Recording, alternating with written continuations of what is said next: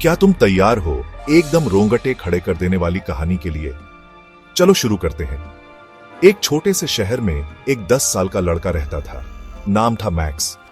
Max को डरावनी कहानियां बहुत पसंद थीं, पर उसने कभी नहीं सोचा था कि वो खुद एक कहानी का हिस्सा बन जाएगा। एक भयानक रात जब मैक्स अपनी मनपसंद भूतों वाली किताब पे याच रहा था, उसने एक अजीब सी आवाज सुनी। Pause, lower voice, thump thump thump.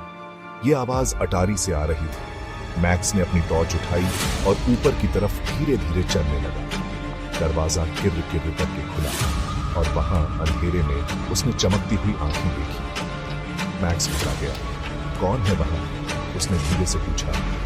अचानक एक परछाई जैसी आकृति टूट पड़ी। मैक्स का दिल जोर से धड़कने लगा, पर फिर उसे समझ आया, ये तो उसकी बिल्ली थी, व्हिस्कर्स। पॉज, चकल। नटखट व्हिस्कर्स ने कुछ डिब्बे गिरा दिए थे, लेकिन कहानी यहीं खत्म नहीं होती। जैसे ही मैक्स जाने के लिए मुड़ा, उसने कोने में एक पुराना धूल भरा डिब्बा देखा। उसकी उत्सुकता बाँच गई। उसने उसे खोला और उसमें पाया एक जादुई लालटेन। लालटेन चमकने लगी और उसमें से एक दोस्ताना भूत निकला, जिसका नाम था बू। वो बिल्कुल भी डरावना नहीं था। उसे बस अपने घर वापस जाने का रास्ता ढूंढना था। मैक्स और बू एक मजेदार सफर पर निकल पड़े, गुप्त सुरंगों और छिपे हुए कमरों से होते हुए। उनका सामना अजीब कंकालों, नटखट जंगलों और एक नाचती हुई रानी से था। मैक्स ने अपने दोस्तों को ढूंढने में मदद की और वे दोनों अच्छे दोस्त बने।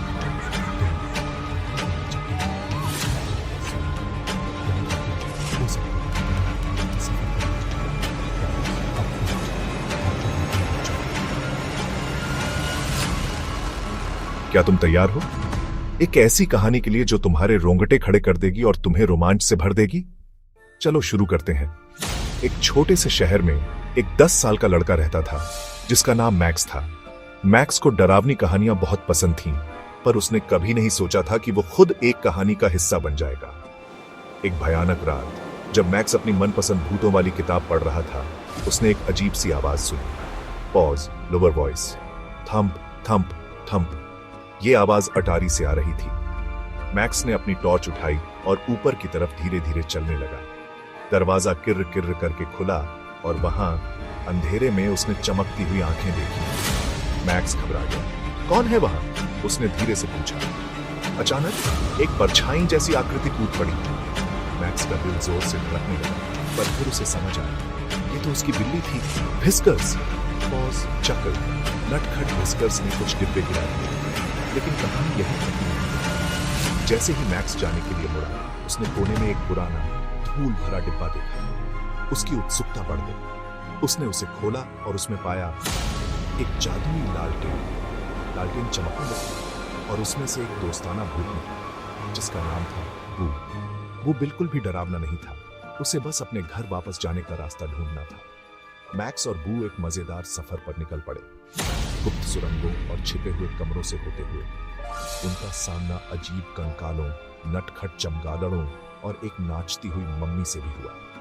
आखिरकार मैक्स ने बू को उसका घर ढूंढने में मदद की और वे दोनों अच्छे दोस्त बने।